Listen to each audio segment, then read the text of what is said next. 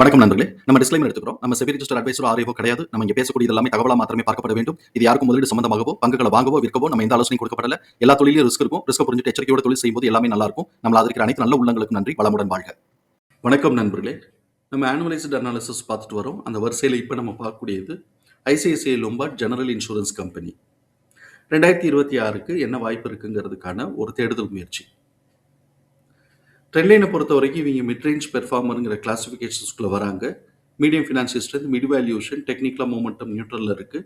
Analysis to price டார்கெட்டாக 2165ன்னு டார்கெட்டை upside பண்ணியிருக்கிறாங்க. நம்ம இந்த வீடியோ ரெக்கார்ட் பண்ணக்கூடிய தருணத்தில் 1820ங்கிற லெவலில் ட்ரேட் ஆகிக்கிட்டு இருக்கு. இவங்களுடைய பிஇ வேல்யூஷனில் கரண்ட் பிஇக்கும் சரி, 1 இயர் ஃபார்வர்ட் பிஇக்கும் சரி அண்டர் வேல்யூ சொல்லிட்டு இண்டிகேட் ஆகிட்டு இருக்கு. இவங்களுடைய ஃபண்டமெண்டல் கீ மெட்ரிக்ஸை பார்க்கும்போது high level of liquidity position maintain பண்ணுறாங்க, ஹை ரேட் ஆஃப் ரிட்டர்ன் எடுக்கிறாங்க. இந்த ரிட்டர்ன் பார்த்தோம்னா மார்க்கெட் லீடர், இன்சூரன்ஸ் கம்பெனியில் இவங்க மார்க்கெட் லீடராக இருக்கிறாங்க ரிட்டர்ன் எடுக்கிறதுல. அதே மாதிரி இவங்க இன்ட்ரெஸ்ட் கவரேஜ் ரேஷியோலாம் நம்ம பார்க்கும்போது ரன்னர் அப்பில் இருக்கிறாங்க. சரி, டெப்ட் டு ஈக்விட்டி ஆல்மோஸ்ட் ஜீரோவில் இருக்குது. பிஇ அண்ட் பிபிஐ பொறுத்த வரைக்கும், நம்மளை பொறுத்த வரைக்கும் இது எக்ஸ்பென்சிவ் வேல்யூஷன். ஆனால் அவன் கொடுக்கறது பிலோ இண்டஸ்ட்ரி மீடியன்னு கொடுக்குறான். பட் நம்மளை பொறுத்த வரைக்கும் இது எக்ஸ்பென்சிவ் வேல்யூஷன். இங்கே நம்ம பெக் டிடிஎம் பார்த்தோம் அப்படின்னு சொன்னோம்னாக்க 3.9 இருக்குது, பெக்கியும் 3.6 இருக்குது. ஸோ இப்போ இது வந்து எக்ஸ்பென்சிவ் வேல்யூஷன் அப்படிங்கிறதுக்கான ஒரு இண்டிகேஷன் தான். நெட் கேஷ் ஃப்ளோ பார்த்தோம் அப்படின்னு சொன்னோம்னாக்க நெகட்டிவாக இருக்குது. நெகட்டிவாக இருக்குது, 7.4 மைனஸாக இருக்குது. சரி, போன வருஷம் நிஃப்டி 50யோட ரிலேட்டிவ் ரிட்டர்ன் என்ன பண்ணியிருக்கிறான்னு பார்த்தோம்னா -8 வந்து கொடுத்துருக்குறான். -8% வந்து கொடுத்துருக்குறான். அப்படின்னாக்க நிஃப்டி 50யோட இதுலேருந்து ஒரு 8% கம்மியாக தான் கொடுத்துருக்குறான். பீட்டா ஸ்கோர் 0.89 அப்படிங்கும்போது இது வந்து நார்மல் வாலட்டாலிட்டிங்கிறத கவனத்தில் எடுத்துக்கிறோம். ட்ரெண்ட் லைனில் பார்ட்டிசிபேட் பண்ணக்கூடிய அனாலிசிஸ்டுடைய ஃபோர்காஸ்ட் எப்படி இருக்குன்னு பார்ப்போம். ரெவென்யூ ஃபோர்காஸ்ட்டு ஆனுவலைஸ்டாக பார்க்கும்போது 2026க்கு ஒரு 13% ஆகும் க்ரோத்துக்கான ஆப்பர்ச்சுனிட்டியும், அதே சமயத்தில் 2027க்கு 12% க்ரோத்துக்கான ஆப்பர்ச்சுனிட்டியும் இருக்கிறதுக்கு வாய்ப்பு இருக்குன்னு எதிர்பார்க்குறாங்க. பார்ப்போம் எப்படி பெர்ஃபார்ம் பண்ண போகிறாங்கன்னு. அதே மாதிரி இபிஎஸ் உடைய ஃபோர்காஸ்ட் ஆனுவலைஸ்டாக பார்க்கும்போது 2026க்கு 15.8% க்ரோத்துக்கான ஆப்பர்ச்சுனிட்டி இருக்குன்னு எதிர்பார்க்குறாங்க. இவனுக்கு இப்போ தேர்ட் குவார்ட்டருடைய ரிசல்ட் அனௌன்ஸ் பண்ணியிருக்கிறாங்க. அதோடைய பெர்ஃபார்மன்சஸ்ன்னு பார்க்கும்போது quarterly revenue year on year 12.4% increase ஆயிருக்கு. ஆனால் quarterly net profit year on year 9.1% கம்மியாயிருக்கு.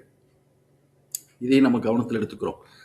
இப்போ Q to Q க்ரோத்துன்னு பார்க்கும்போது நெட் ப்ராஃபிட் வந்து 19.6% மைனஸ் ஆயிருக்கு, கம்மியாயிருக்கு. அதே மாதிரி தான் இபிஎஸும் 19.65% கம்மியாயிருக்கு. இப்போ அடுத்தாப்புல நமக்கு வந்து இபிஎஸ் உடைய டிடிஎம் எப்படி இருக்குன்னு பார்ப்போம். இபிஎஸ் உடைய டிடிஎம் 54.9ன்னு இருக்குது. இது போன குவார்ட்டரை காட்டிலும் கம்மியாக தான் இருக்குது. ஒரு கிட்டத்தட்ட ஒரு 1.4 பாயிண்ட் கம்மியாக இருக்குது. இவன் 5 குவார்ட்டராக பார்த்தோம் அப்படின்னு சொன்னோம்னாக்க 50லேருந்து 56ங்கிற ரேஞ்ச் பவுண்டுக்குள்ளே இருக்கிறான். அப்போ நமக்கு சைட்வேஸுக்குள்ளே போகிறதுக்கான வாய்ப்புகள் இருக்கலாம் நிறைய. சப்போஸ் இவன் இந்த ரேஞ்ச் பவுண்டு 50க்கு கீழே இவன் பெர்ஃபார்மன்ஸஸ் எடுத்துட்டான் அப்படின்னு சொன்னாக்க கரெக்ஷன் பெரிய லெவலில் வரும். இந்த 56க்கு மேலே அவன் பிரேக் அவுட் கொடுத்து மேலே போகும்போது தான் கொஞ்சமாவது நம்ம ப்ரீவியஸ் ஹைட்டை பிரேக் பண்ணுறதுக்கு வாய்ப்பு இருக்கும் அப்படின்னு எதிர்பார்க்கலாம். இல்லாட்டி அந்த ரேஞ்சுக்குள்ளேயே சுற்றிட்டு இருக்கும். இது வந்து நம்ம ஃபஸ்ட்டு சிக்னிஃபிகண்ட்டாக அந்த இடத்துல பார்க்குறோம். ஆனால் ஃப்யூச்சரில் க்ரோத்துக்கான ஆப்பர்ச்சுனிட்டி நிறைய இருக்குன்னு நம்ம ட்ரேடர்ஸ் வந்து இப்போவே எடுத்துகிட்டு போனாங்கன்னா அதுக்கும் பாசிபிலிட்டிஸ் இருக்குது. பட் நார்மல் பெர்செப்ஷன் எப்படி பெர்சீவ் பண்ணுறோங்கிறத தான் நம்ம பேசுகிறோம். இது ஃபர்ஸ்ட் பாயிண்ட்டு. செகண்ட் பாயிண்ட்டு, நமக்கு வந்து பார்த்தோம் அப்படின்னு சொன்னால் இது வந்து இது வந்து இப்போ ரேஞ்ச் பவுண்டுங்கிறதுனால அவன் டாப் ரேஞ்சோட ஹைட்டை அடைஞ்சிட்டான் அப்படின்னு சொன்னால் கரெக்ஷனுக்கு வருவான். அப்படி கரெக்ஷனுக்கு வரான்னா ரேஞ்சோட லோவுக்குள்ளே டச் பண்ணுவான். இப்போ டச் பண்ணதுக்கு பிறகு இவன் வந்து ஃபர்ஸ்ட் ஹாஃபில் இவன் கொஞ்சம் மேலே போவான். அதை நம்ம உறுதிப்படுத்திக்கிறோம். எப்படி பார்க்குறோம் அப்படின்னு சொன்னோம்னாக்க நெக்ஸ்ட் குவார்ட்டருக்கு எக்ஸிட் ஆக போகிறது 10.2. இப்போ கரண்ட் இபிஎஸ் வந்து 54.9. அதை நம்ம ஆவரேஜ் பண்ணோம்னா 55ன்னு வச்சுக்குவோம், முழு எண்ணாக வச்சுக்குவோம். 55 டிவைடட் பை 4ன்னு போட்டோம்னா 13.75ன்னு வருது. நம்ம வந்து அதை 13.5ன்னு வச்சுக்குவோம், ஒரு ரவுண்ட் அப் பண்ணிக்குவோம். அப்போ நமக்கு வந்து ஆவரேஜ் பார்த்தோம் அப்படின்னு சொன்னோம்னா எக்ஸிட் ஆக போகிறத காட்டிலும் கூட இருக்குது. இந்த ஆவரேஜையே அவன் ஆக்சுவல் ரிசல்ட்டா எடுத்தா கூட இபிஎஸ் வந்து பார்த்தோம் அப்படின்னு சொன்னா கிட்டத்தட்ட ஒரு 3 பாயிண்ட் 57 இல்லாட்டி 58 அப்படிங்கிற ரேஞ்சுக்கு 58ங்கிற ரேஞ்சுக்கு இபிஎஸ் உடைய டிடிஎம் இன்க்ரீஸ் ஆகும். அப்போ என்ன ஆகும்னா ஃபர்ஸ்ட் ஃபேஸ் இந்த குவார்ட்டர்ல 90 டேஸ் இருக்கு. இந்த ஃபர்ஸ்ட் ஃபேஸ் பார்த்தோம் அப்படின்னு சொன்னோம்னாக்க ஒரு ஸ்ட்ராங் அப்சைட் மூவ்மெண்ட் கொடுக்கறதுக்கான வாய்ப்புகள் நிறைய இருக்கும் அப்படிங்கிறத நம்ம பார்க்குறோம். அது எந்த லெவலுக்கு இருக்கும் அப்படிங்கிறத நம்ம சார்ட்ல பார்ப்போம். ஸோ இப்போ இது வந்து நம்மளுடைய இந்த இடத்துலேருந்து நம்மளுடைய அண்டர்ஸ்டாண்டிங். இப்போ நமக்கு வந்து 2026 இவனுக்கு என்ன வாய்ப்பு இருக்குன்னு பார்ப்போம். Break point 1922. இப்போ அவன் அது கீழே தான் ட்ரேட் ஆகிட்டு இருக்கிறான். S1 1775லேருந்து 1831, S2 1467லேருந்து 1584, S3 1320லேருந்து 1376. Break point 1922. அது உடச்சி மேலே ரெசிஸ்டன்ஸ் சைடு பார்த்தோம்னா ரெசிஸ்டன்ஸ் R1 வந்து 2112லேருந்து 2230, R2 2321லேருந்து 2377, R3 2567லேருந்து 2685. ஸோ இப்போ இது வந்து நமக்கு பாயிண்ட்ஸ் கிடச்சிருக்கு. இப்போ நம்ம ஏற்கனவே நம்ம அங்கே அனலைஸ் பண்ண பிஹேவியரை நம்ம செக் பண்ணுவோம். ரேஞ்ச் பவுண்டுக்குள்ளே இருக்குது. ஸோ இப்போ அவன் ஹைட்டை டச் பண்ணிட்டான்னா கீழே வந்து பாட்டமை டச் பண்ணுறான். இப்போ இந்த இடத்துல பாட்டம்னு வரும்போது S1 பாட்டம் ரேஞ்சு 1775.